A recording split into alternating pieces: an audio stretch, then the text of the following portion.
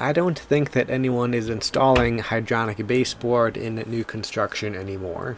It has a limited surface area, which requires a high operating temperature in order to function, and that hurts your energy efficiency and shortens the life of your equipment.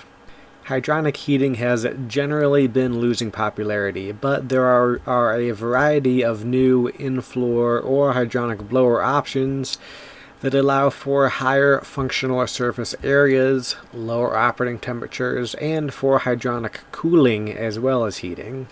Baseboards don't have a high enough surface area to offer hydronic air conditioning, but many newer hydronic systems have the option through the use of heat pumps or chillers.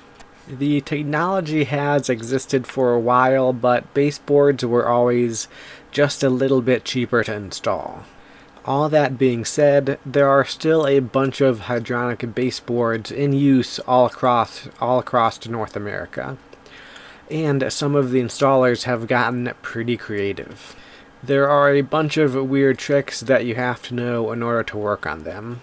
I was working on these units in an apartment building recently, and I couldn't find the isolation valves or bleeder valves.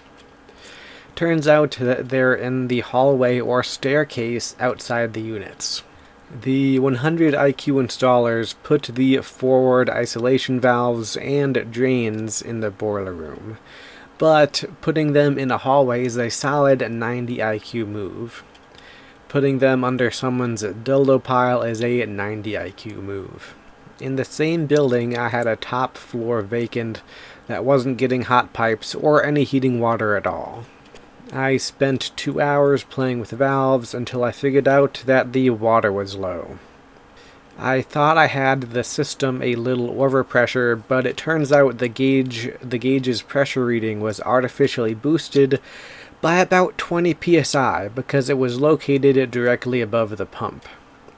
I believe that the gauge is supposed to be on the expansion tank leg for the most accurate reading.